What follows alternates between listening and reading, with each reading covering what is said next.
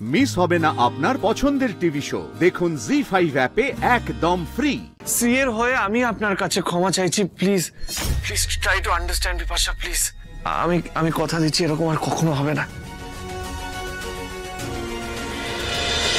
রাজ, তুমি এভাবে বিপাশাকে সরি কেন বলছো? তুমি কি কোনো অন্যায় করেছো? তুমি কেন এতটা ইনসিকিউর ওর কাছে রাজ? কারণ যেটা তোমার করার কথা সেটা আমাকে করতে হচ্ছে। তোমার ক্ষমা চাওয়া উচিত। সেই অন্যায় তুমি করেছো, আমি করিনি। যাকে এইসব নিয়ে আমি আর কোনো কথা বলতে চাইছি। কথা বলতে চাইছি না রাজ, কিন্তু বলতে বাধ্য হচ্ছে। তুমি বলেছিলে না রাজ, তুমি একটুও বদলাওনি, কিন্তু আমি বদলে গেছি। পারলে কখনো আয়নার সামনে দাঁড়িয়ে নিজেকে দেখো, বুঝতে পারবে কে বদলেছে। কি বললে? আয়নার সামনে? আমার আয়নার সামনে দাঁড়ানোর কোনো দরকার নেই শ্রী। দরকার আছে রাজ,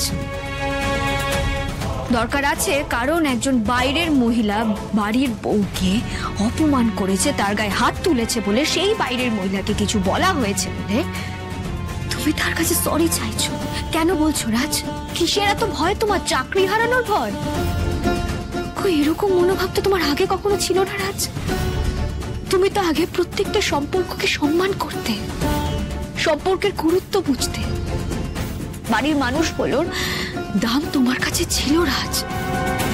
তাদের সম্মানের জন্য তুমি লড়াই করতে। তুমি এসব কথা আমাকে বলছো শ্রী? এখনো আমি বাড়ির লোকেদের সম্মান করি, সম্পর্কর মানে আমি বুঝি শ্রী। না বোঝো না, কিংবা আমি বলবো তুমি আগে বুঝতে, এখন ভুলে গেছো সবকিছু। একটা কথা বলো তো, লাভলি কি এমন দোষ করেছে? দোলের দিন বিপাশার গায়ে রং দিয়েছে, এদের ঝড় মারার কি আছে? বিপাশার রং পছন্দ না, রং নিয়ে ছ্যাবলামি না করলেই পারতো। বাহ রাজ, বাহ। লাভলি কাজটা করেছে বলে সেটা ছ্যাবলামো হয়ে গেল? আমি সত্যি বলতে বাধ্য হচ্ছি রাজ, তুমি না আজকাল বাড়ির মানুষগুলোর সুখ দুঃখ আনন্দ কিছুই ভাবো না। একদম চুপ করো শ্রী।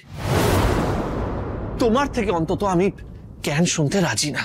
চুপ করে তো আছি আমি, সব সহ্য করতে রাজি, কিন্তু এই বাড়ির বউ আমার যা, আমার ছোট বোনের মতো।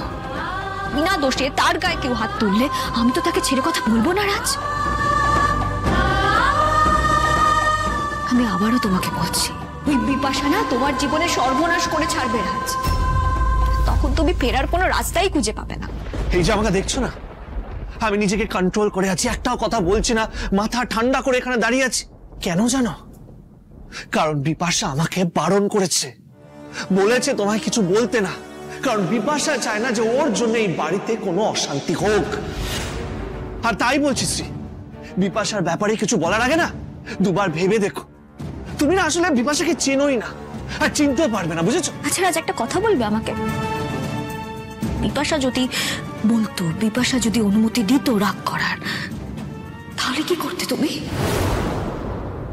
ধাক্কা দিয়ে আমাকে বাড়ি থেকে বের করে দিতে তো? কি করতে তুমি? বের করে দিতে আমাকে? চুপ করে দেখো না, উত্তর দাও রাজ। জি5 ডাউনলোড করুন আর সব এপিসোড দেখুন একদম ফ্রি।